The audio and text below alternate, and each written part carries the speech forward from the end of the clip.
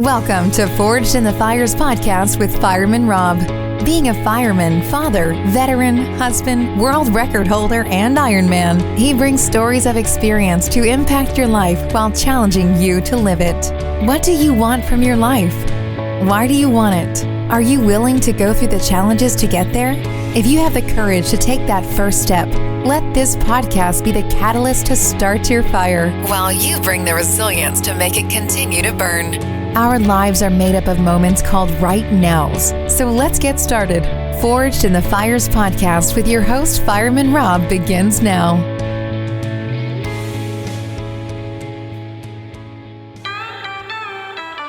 We got the same blood, stay by your side, it's ride or die. We've got the same blood. All right, welcome back to Forged in the Fires podcast. I'm your host, Fireman Rob. Today, if you're looking to be a superhuman father, well, I've got the two guys here for you today. They are amazing individuals, and we're going to have a great conversation. And it's one of those that you want to turn up the volume on and really dive in and listen to what they're saying, because it is genuine, it is authentic, and is it right from the heart. It's passionate. Kyle and Chris, thank you so much for joining me today. Honored and privileged, man. Thank you for having the platform and letting us get this message out. Love it. And Chris, come on, let's hear your voice, baby. Did Chris drop off? Did Chris have a panic attack? You know, when he's on our Zoom calls, that guy's on fire. As a coach, he's one of the best in the world. But, you know, out in the public eye, he might be a little shy. He might have dropped off. I don't know. We'll get him back, though, Kyle. We'll get him back. Maybe there was some hyperventilating involved, and he just couldn't handle the pressure. You there, Rob? Oh, finally, Chris, you're back. I mean, Kyle and I were thinking you were hyperventilating in a corner. Oh, you there? All right. You know what? I was a little bit, but I jumped back on. I was doing some push-ups, actually, is what happened. Kyle got me hyped up, dude. I love this. This is going to be crazy. I appreciate you having us on, man. I know you had. Hopefully everyone's healthy. I know the sickness went through my family. Yeah. I know it went through yours and Kyle's, and I'm glad to connect in a healthy state. I love it. Well, you know, I want to dive into each of you. First, Kyle, you know, you started this thing, Superhuman Father, but how did you start to become that person that you wanted to start this movement? How did you start that for yourself? Because I was fucking it all up, man. That's why. I love that. I mean, the fire service doesn't do us any favors. No. Lack of sleep, and just that underlying just pressure that's always there, and it never seems to go away. It doesn't matter if you're home or at work. There's just that thing that's like, hey, there's some shit looming, and you better step the fuck up, right? It's just right over your head. It's just right there. And let me tell you something. So I've been on a leave of absence for about 8 months because I've been building Superhuman Fathers. Yeah. I was about 2 months out, and I heard an engine go by, sirens blaring. And I got some anxiety, bro. I was like, oh my God. Really? Yeah. And I thought, you know what I thought in my head? I thought, man, thanks for what you guys do. I was like, oh my God, that's what I hear in the in the supermarket. And I think, well, that's stupid. Well, I mean, we just worked out today and then we ran a few calls. Man, this job's not that hard or whatever. I'm telling you, you're under pressure and you don't even know it. You don't even know the pressure you're under. So that's going to affect you in a way that you have no idea, and it's affecting your relationships to your family. It's affecting your addictions. It's affecting your decisions, and it's super important to be aware of the fact that there's a pressure cooker happening, and a lot of the things that are fucked up in your life are because of that pressure. Exactly. I mean, it's so true. It's so true. Chris, you feel that in your life too, right? Oh, 100%. I mean, that's why I started following Kyle, and that's why, if you tell the backstory behind that, is how I found him, and I kept bugging him because I felt that same pressure. I was like, I got to do more. I got to do more. So I found Kyle. I bugged him and enough to where he can have me help and spread this message to over the, 400 fathers that we help. But that's stagnant. Like there's got to be more purpose and pleasure out there that we can serve in a different capacity. And I think we found a good platform to spread that message. Oh, by far. And as a father, you talk about as a fireman, and as a father, it's, I'm a stepfather and a father, and it's stressful. There's a lot of things, I always wanted to make that book for, the best way to be a dad and have it be a locked book so nobody could open it before they bought it. Yeah. And have it be like $30. And then inside the first page would be like, there's no fucking rules for this. 100%. I mean, it's sell, but there isn't any rules, right? I mean, Kyle, what did you find that first person that you talked to about this? What was their response, and what was their first thing that they wanted to really dive into? Well, this happened while I was at the fire service, because I love to talk about the things that are important in life. I don't talk about bullshit very much with anyone. And if that conversation is about the weather and like the color of the carpet or whatever, like I'm fucking out. Like I have deep conversations, and that's it. I want to be around deep people that are open and vulnerable, and so in the firehouse, I'd find these guys that wanted to be better, and I wanted to be better, and we would talk about the real shit. Like, why am I so angry? And why can't I control myself at home? And why do I yell at my kids constantly? And why, when I go home and I swear to God, this time, I'm not going to do it. I'm going to be a good man. And I can't. Yeah. What the fuck is that? Right? Yeah. Right. So that was the battle. That was what started Superhuman Fathers in the first place. It had nothing to do with the fitness side. It was me. I created an Instagram and I put it out to the world. Hey, this is what I'm struggling with. Anybody else? And then, some people came and we built a little community. And then one thing I realized was like, man, one of the things that really, really makes men suffer is when we let ourselves go, man. Yeah. Especially in the fire service, man. You let yourself go walking around all fat, out of shape, and now you got chaos looming, and you can't even get yourself to the gym. You've become so fucking soft, and now the whole world depends on you to show the fuck up. Yeah. That's some anxiety right there. That's some anxiety, and it's deep-seated. It's stuff that you don't, a lot of firemen won't talk about it, but at the same time, they're just going to keep piling it on with food and alcohol and other things. Yep. Chris, what have you seen in your firehouse, like with the ones that, that don't really address what they need to address? I think they constantly lie to themselves, to be honest. I think they need to realize what their potential and standard is, like their personal standard, and create that for themselves. I think you're a product of your environment, right? So if you see the norm is I eat a shitty breakfast, I might work out, I'm going to take a nap in the recliner, same dinner, I'm going to sleep in because I'm on a 96, so I don't need to get up. It's like you compound that over a week, go around a month, a year, like you look down, you're 30, 40 pounds overweight. It's like, well, no shit. What have you been doing? Like, what is your personal standard? So that's exactly what I try to live by. It's like my standard is I want to be aligned in my health, fitness, nutrition, my faith, my family. And I want to surround myself with winners and people and that's what I did at my department. I intentionally seeked out the people that I want to emulate or be around that work harder than me, that I'm trying to catch up to. I'm not better than anybody in my organization, but I want to go catch those people, and then I want to pass them times 10. So that's always been my goal. I love that. And now you say no excuses, right? But here's my question, because this is a huge one in the fire service, is like, a lot of guys are dealing with mental issues that they don't deal with. And a lot of times it's one of those things. I've been in there. I've worked out, and then I just had a knee replacement, and the pain, the physical pain outweighs the mental pain, and then you're struggling there. What is that dark hole? What does that ladder look like in that dark hole for you guys? I think it brings on vices. Like when you talk about vices, it's like, oh, my knee hurts, I can't work out, So I'm going to self-sabotage and soothe through food, alcohol, or whatever it's going to be moving you backward instead of facing the problem. Like, yeah, your knee hurts, but maybe you can find a substitute with something else. Maybe it's reading, maybe it's personal development, maybe it's something else. Like, and we preach that in our program with the daily habits.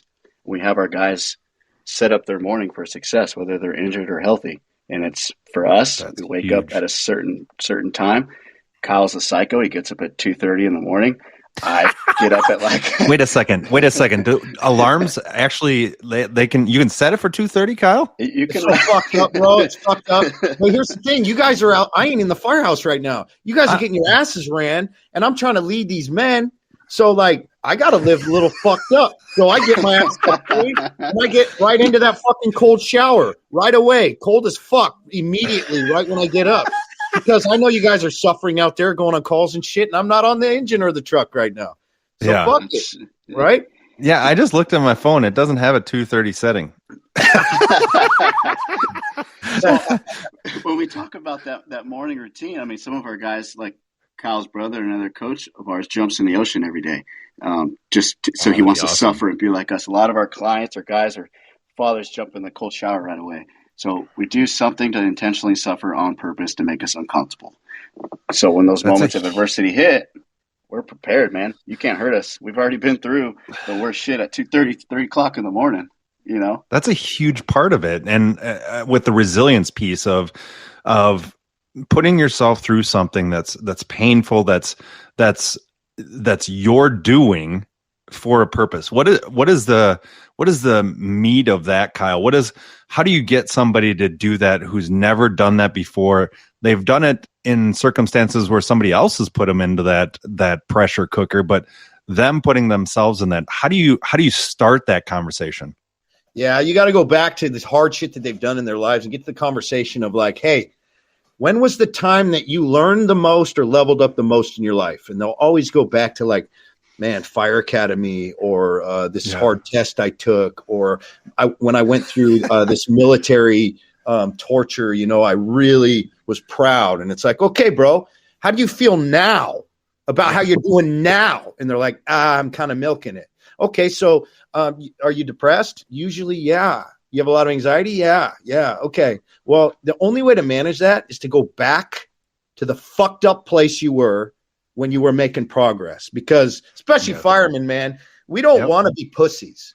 Like when we look in the mirror and we see a pussy, we're going to be miserable. We just are, because we can't depend on ourselves. The whole world's depending on us and we can't even depend on ourselves.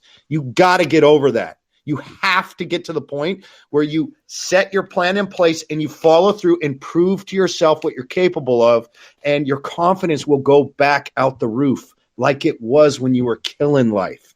That's huge. I think you just quit lying to yourself, right? Like tell yourself what you're going to do. And the biggest thing I've learned, we bring marriage into it, which is part of what we preach and teach as well. Like if you tell your wife you're going to do something, you better follow through and do it. How many times do you tell your wife, hey, it's Monday morning, I'm going to start my workout, I'm going to lose 5 pounds in a month, I'm going to do this, and this, and then you're on the couch on Wednesday drinking a beer. It's like your level of respect goes down just a little bit. So you better start keeping your word, not only to your wife, but to your kids, to your coworkers, to your organization, everybody. Because if you're not, you're really nothing without your word, right? Like you have to preach and practice all this stuff daily. And if I go back to that morning routine stuff, is our guys will get up. They'll start there. They'll do their daily reading, their faith stuff, their gratitude list. We have 5 things we're going to do to accomplish today. We tell our guys, hey, do something for your wife, whether it's a text message, lay out a note, anything to push your marriage forward. Then go crush yourself and kill yourself in the gym, right? And then we're going to repeat that. And we don't miss. I didn't miss for a year last year, every single day at our busiest firehouse that runs 16, 17 calls a day. I would still get up. I would text Kyle at 3:34 in the morning. Here I am for a year straight. It's like, wow, that compounded has just turned me into the most disciplined human that I take pride in. And I continue to want to do that and surround myself with people like Kyle, our community, yourself. And that's what we do. It creates that habitual state that you're living in, that you're not just visiting. Dude, you have to look in the mirror at the end of the day and be like, how'd you fucking do it again? Yeah. You did it again, bro. I love you. Like looking at the guy in the mirror and be like, thank you so much for who you are, for yourself, for your people, for the people that you lead, for your family. And that shit's earned. You can't look in the mirror and be like, hey, I'm gonna accept you for who you are. I just love you, even though you're such a pussy and you're all fucked up. Like, that doesn't work. We've tried it, especially firemen. Like, that does not work. You have to earn it. That's so true. It's so true. I want people to make sure they go to superhumanfathers.com. That's where you can find out more. When you look at the transformations of individuals, what is the most proud part of the transformation for you, Kyle? This is going to sound interesting, but it was just like on our Zoom call earlier. It's like, hey, I've been having a hard time connecting with my daughter. And I saw in myself how I was communicating with her. And I went and apologized and I fixed it. Years, a decade of ruining your relationship with your daughter and then coming to us and finally having a realization that actually brings your family back together. Or someone who finally realizes in their marriage that they are the problem. And then they have this moment where their wife tells them, hey, you've changed and I'm proud of you. Those are what matter. You see our physical transformations. They're insane. They're world-class, best in the world. No one else does what we do. But that's the least important part of what happens here. That's crazy. I love that answer. What about you, Chris? Mine. So, these guys come to me with about 6 to 8 weeks left. They put in the work. Now it's time to really put the pedal down, and we tighten up their training and nutrition. But then they send me their testimonial after of what is going to go underneath their picture, what you see on Instagram. And every time I read them, I'm like, this has nothing to do with fitness and nutrition, And our last guy would use Greg as an example. He's 57 or 56, six-pack, shredded. That's cool. But he literally saved his life. He was an alcoholic. He quit drinking. He saved his relationship with his wife. He saved his relationship with his son. His son was on a Zoom call while he's preaching his story, and you could just see the smile on his son's face who hated his dad a couple of years ago. All because Greg can control what he puts in his mouth, his workouts, his daily routine. He kept his word that he's not going to drink. And you compound these stories, yet one story is alcohol, the next may be a porn addiction, the next may be a divorce, and you start compounding all these wins, and it's just the most humbling and gratifying thing that I could be a part of, to be honest. That's unbelievable. I mean, it's so cool to see the transformations, but most people, I mean, the humbleness of I'm just floored right now. But the humbleness of not just the physical transformation, but the humbleness to have these guys understand the link between that mind and the body. How important is that mental component for every aspect of your life, Kyle? So the body and the spirit are completely attached. We can't separate those two. Yeah. And when we're neglecting one, we're neglecting the other. It's just the fact. And you can come at it two ways, or multiple ways, because life has pillars.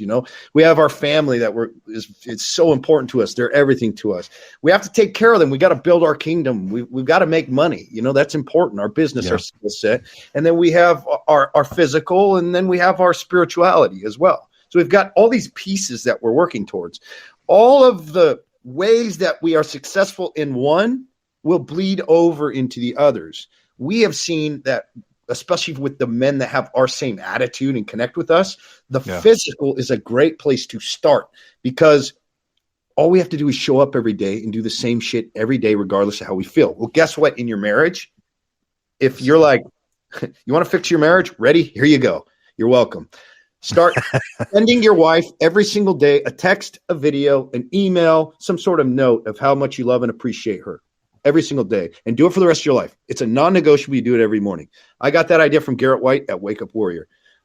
That is life-changing. Do a weekly date night that you plan, and it is non-negotiable, and it is planned by you. And you do shit like when you go out to dinner, you call ahead. You have them put roses and candles on the table. You do shit that she wants to do, like take her dancing, like dancing lessons, some shit you would never do that she's been asking you to do forever, right? Yes. Like that is intentional. You're going to have an intentional body because every day you wake up at the same time. You have a workout program that you follow to the T, and you watch your nutrition. It's no different with your wife. You have it calendared, you have it set, and you follow through, right? It's the same idea. It's easy, it's simple, but nobody does it. And now we do the same thing in our spirituality, and we do the same thing in our business or our skill set. Now people are like, okay, I see how you can actually do it all now, because we can. If you you create time, you compress time, and then you time block and calendar and have your non-negotiables, this is how you can have a life where you can do all of it at a very high level. That's so awesome. That's awesome. Superhumanfathers.com. You can find out more there. What is the next I guess iteration of Chris look like? How do you continue to because a lot of people when they're working out or doing something like that habit, they always need to spice it up or change it up a little bit. What are your thoughts on that, Chris? If you're spicing it up, like your workout wise, you're saying? Yeah, it's just like, it's one thing to have a habit, but as we change throughout our life, is that something that's doable? Oh yeah. If your habits are becoming a daily, like just routine, and they're easy, or your standards are too low. So change your habits that make you uncomfortable. Repeat once they become comfortable. Change them again that push you forward. And that's what I try to do for myself. That's what I try to teach these guys. And how do you know they're working? That's the results, right? Physical results, marital results, financial results, whatever they may be. Cool. I hit that benchmark. I'm going to move on, right? Like for me, waking up early and working out, that's what we do. So that's not even part of my morning routine, to be honest. Like that's an interesting statement. I like that. It's not even part of the. I mean, like if you're not making it right, it's like it's like stepping out of the bed. That's normal. And you know what's crazy? Oh no, go ahead, Chris. I've been throwing in I'm reading the book Law of Attraction right now, and visualization is what I've been trying to really hone in. That makes me really uncomfortable because I suck at it. So for all you listeners out there, try that. 5 to 10 minutes of visualization of where you want to be and what you want your life to look like, and really try to intentionally focus and do that, and do it for a year straight, and then tell me how your shit manifests and it becomes reality. Wow. That's crazy. Kyle, what were you going to say? I was going to say, I remember, I started getting real consistent with the weights and nutrition, like a decade ago. And I remember, after the morning workout and getting my nutrition together, I was like, man, I'm killing it today. Like, I felt like I could take a nap now. Like, I won the day, And, and as the years go by, these what used to be hard become just standard activity, and you get zero credit for it. Like it's just what you do and who you are. And there's you think about not doing it and you're just like, yeah, that's not even a thought. It's not even possible. That's a huge I love that statement, because a lot of us will work out and it's like, we just won the World Series or won the World Championships. And what you're saying, and it's so true, is that this needs to be just like going to the bathroom and peeing. Yeah. It's normal. Yeah. Yep. Especially in the job. Yeah, especially in the job, bro. Like if you're not working out and you're a fireman, just please fucking do it or quit right now. Like you listen to this, fuck out or start working out. I'll tell you, Rob. I run the PT side at our department, and we have an academy going on right now. And I always try to preach that and the importance of the physical aspect of it. Because if you quit on day one, when I show up and we're doing just body weight only stuff, if you quit there and swim trunks on 70 degrees right by the beach where I work, like you're going to quit with 80 to 100 pounds of gear on running up the stairs, right? You are 100% you're going to quit. So if you by quit far. on 17 push-ups when life's a little tough, like what else are you quitting in? You know? You're also going to quit on your wife and your kids. Exactly. Yeah. You're also going to Yeah. hit the bottle. Yep. And you're not going to be able to stop because you can't suffer.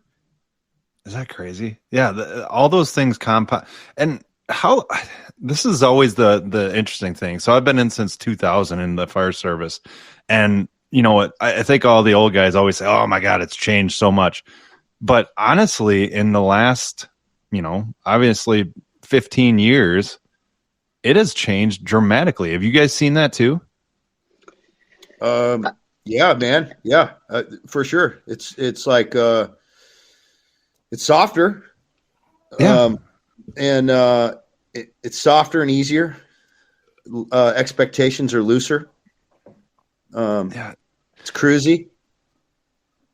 I say the standards a little bit, but it also, if I could, like devil's advocate and point the finger back on ourselves, you like, are the people that are saying that, are they really living to the standard that they used to, or are they just riding with the times and now they're imposing a lower standard on somebody else? Like, be the fireman, you know what I mean? Like, teach those other guys and girls what this job looks like the hard work, Right. the daily sacrifice, life outside the firehouse, involvement in your organization, involvement in the community. Are you truly living to your organizational's core values?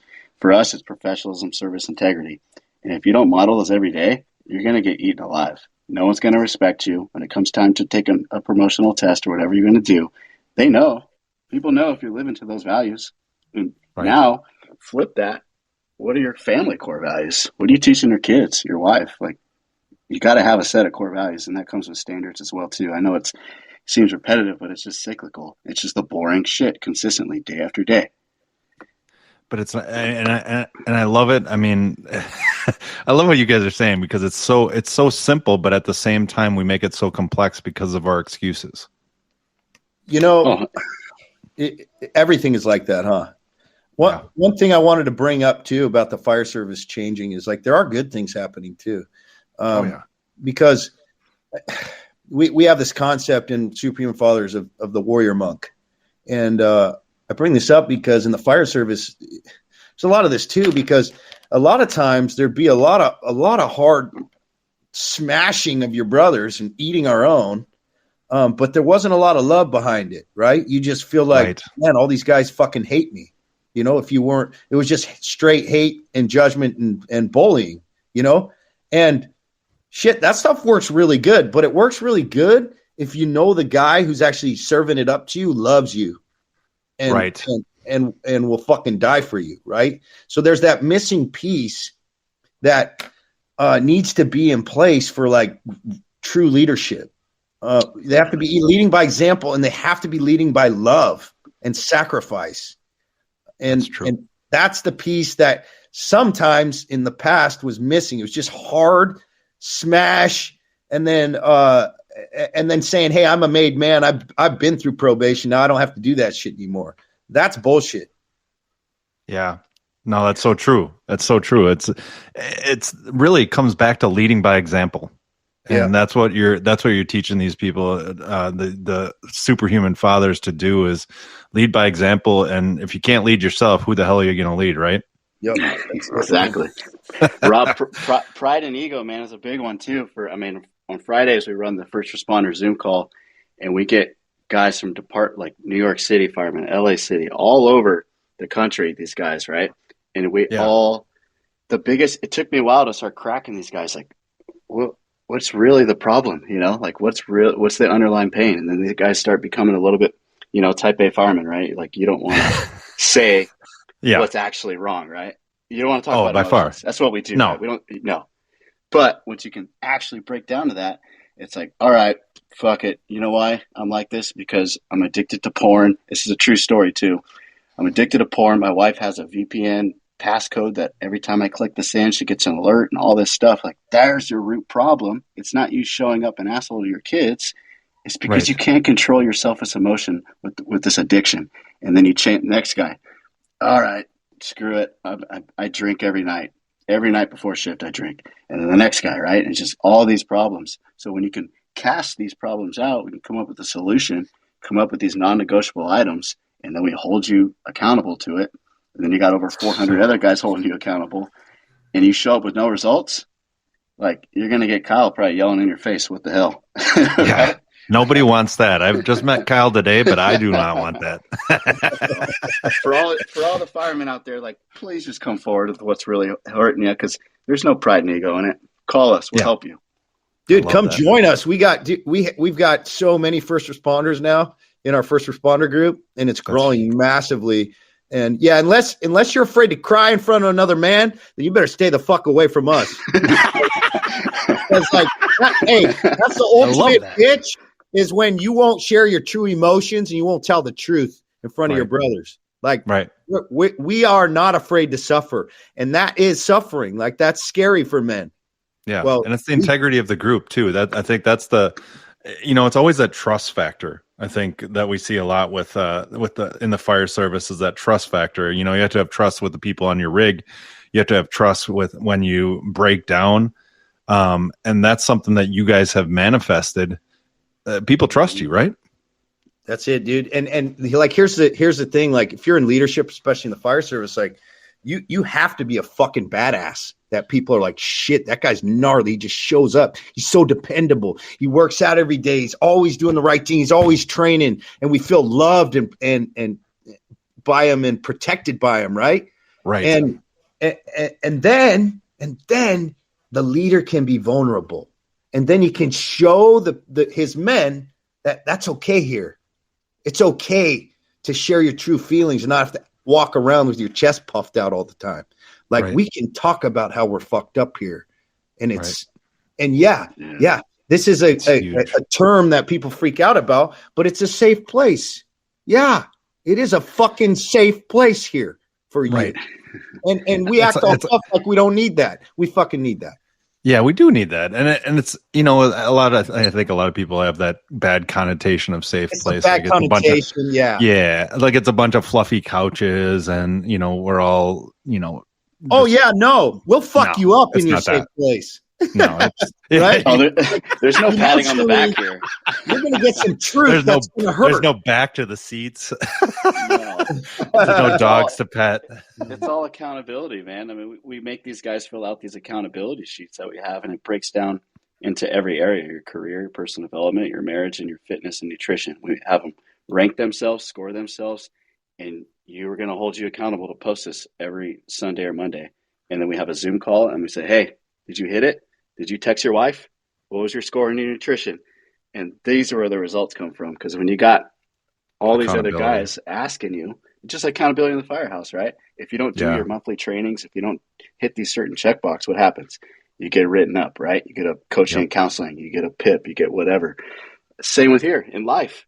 But with life, you're going to lose your wife. You're going to lose your kids. You're going to get fat. You're going to do all this other crap, drinking, if you don't hold yourself accountable. So I try to break it down into two different accountability systems. At work, how can I be the best professional I can within my organization, have the ability to detach, and now how can I be the best husband and father I can while serving all these other guys? That's freaking huge. I love it. Guys, it's been an honor to have you on, but I always end the same way, and I got two of you this time. This is going to be good. All right, so I got 3 questions for each of you. You guys ready? Yeah, send it. All right, Kyle, you're first. If you could go back to your 18-year-old self and give yourself one piece of advice, what would that be? Character and integrity is everything. Love that. What about you, Chris? Discipline my emotions.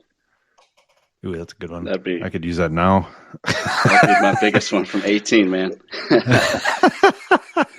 All right, the second one is Kyle. So, if you could give people 2 habits to incorporate into their daily life, and I love this because I might change this question because of you two. What would those 2 habits be to continue to move forward? For fire, I'm gonna tell firemen. So, have a wake up time that you get up no matter what, because your sleep's all fucked up when you get home, because you're up all night and you sleep in, and then you go home, and then that night you can't sleep because you slept too much and you're off. I'm telling you, like, if you have your wake up time that you get up, even though you didn't sleep much that night, the night you get home, you're going to sleep like a rock, and then you're going to be right back in the game. So, like, so smart. That's my advice to deal with insomnia in the fire service, is just get up at that time no matter what. I love that. That's number one. There was a second piece of advice. Second habit. Simple, man. Get in that gym every fucking day. Every day. Like that. There's no excuse not to get some sort of exercise in. If it's not in the gym, fine, but something. Something. I love it. Chris, what about you, brother? 2 habits. One would be back to my favorite is daily discipline, man. Your daily discipline habits every single day. And you break those up into I break it up into a task list, 1, 2, 3, 4, 5. And it's not a to-do list. They're big ticket items, you know. If you tie it into the fire service, it could be some sort of training SOP, some sort of who you're going to mentor, anything like that. So a 5 little item checklist, and you're going to stay disciplined to it. My second habit would be health and nutrition for sure, because if you can't control your mental, you can't control your physical representation of your body, your mind, you're kind of out of control, you know. So once you can control yourself, you have the ability to lead others. And those would be my 2 biggest. So powerful. All right, this last one's going to be fun. We'll go back and forth. So each of you get to select 3 different individuals. They can be deceased or alive to have coffee at a firehouse table. So you know that no question is off the table, and it can be anybody. Kyle, you get the first choice. Who is it going to be and why? So this is anyone ever at the fire? Ever, deceased or alive, it doesn't matter who it is. Oh, dude, this is probably kind of a lame answer, and I'm not even a religious man, but I've been studying Jesus a little bit. I just got to know, bro. I got to know. Yeah. I got to know. I got a lot of questions for him, dude. I got a lot of questions. I was like, some of other people have said that too, and I was like, man, that's going to be a lot of coffee. That's a lot of questions. What do you got, Chris? Who's your first one? Oh, man. I'd go just for the mentality side of it, and he left us too early or too soon, would be probably Kobe Bryant. I think his mindset and just his work ethic of getting up at 3 a.m., shooting free throws, and just his story is, oh, man, it's crazy. And the Mamba. The more I study, him, it's like, man, talk about discipline. That motherfucker has some discipline. Oh, yeah. Oh, by far. By far. All right, we got two. We got Jesus and Kobe. Kyle, what's your next one? Oh, we got a second one? Oh, you got 3, buddy. Oh, 3? All right. Damn. Was Braveheart a real human? Yes, he was. Yeah, dude. Braveheart. Like we got to have a chat about that. Damn. A lot of things, but also like that guy just let him cut his guts out for the cause. For the cause. Like, talk about a man willing to die for a purpose, you know? That's huge. Yeah. Maybe he can let you wear his loincloth. I just had a visual of Kyle, like his face painted, just yelling. Right now, like That'd be a good ad. You got to film that ad, bro. I like that. Chris, who you got for your second? Oh man, my second would be. I've been reading a lot of the Daily Stoics, so probably Marcus Aurelius would be a great person to sit down and just listen, study. You know. There you go. All right, Chris, I'm gonna give you the chance for the last third one, and then I'll go back to Kyle. Who's your last one? Third one, just so I can sit there and laugh all day. I'd have to be Chris Farley, man. That guy is just hilarious. I would just want him to just tell me a story, dude. Oh my gosh! So I think if you got Chris Farley and Marcus Aurelius and Kobe Bryant sitting there, man, that's a long.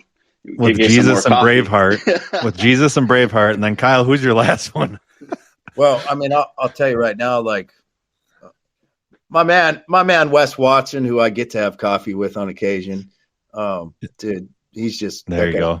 He's been a blessing in my life, man. I love that guy, and so I love it. That one will come true again. I love it. Hey guys, it's been an honor having you on, and make sure you go to superhumanfathers.com, find out more. Thanks again for just instilling all that wisdom today and being on the show, Kyle and Chris. Thank you. I appreciate it. Good pleasure, man. Thanks for doing what you're doing. Thanks, brother. And thanks for listening. We'll talk to you next time. Thanks for listening and supporting the Forged in the Fires podcast with Fireman Rob. Remember, don't forget to like and subscribe to this podcast, and please share this episode with a friend or family. To find out more about Fireman Rob or reach out about a question, go to www.firemanrob.com. Until next time, live your life forged in the fires.